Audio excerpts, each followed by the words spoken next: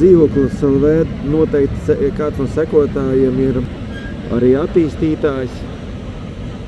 Un gribēju atgādināt, ka vienu brīdi, tas gan bija ļoti sen, Rīga gribēja un arī īstenībā varēja būt Baltijas biznesa centrs.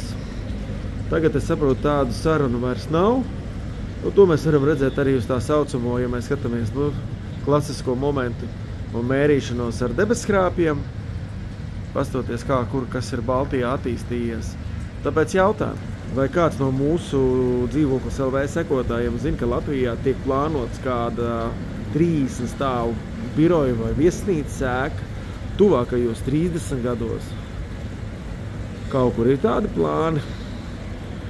Un varbūt tad uzreiz arī, cik senāk Waterfrontam augstākā ēka, kas būs. Tur būs kaut kas līdz 30, tā kā ap 30 un uz augšu vai nebūs. Jo tā pa lielam runājot, no debesskrāpiem mums laikam vairāk nebūs Rīgā bez Z-torņiem un Svetbankas. Pēc tā, ka Valdlaučos sevi iecerētais biznesa centrs izgāzās un tagad pārvācās viss. Tā kā piesako Dzīvoklis LV un būs interesanti, kurš zina par debesskrāpju attīstību Rīgā kaut ko, kas tagad ir kaut kas plānots vai nav. Un tas ir laiks.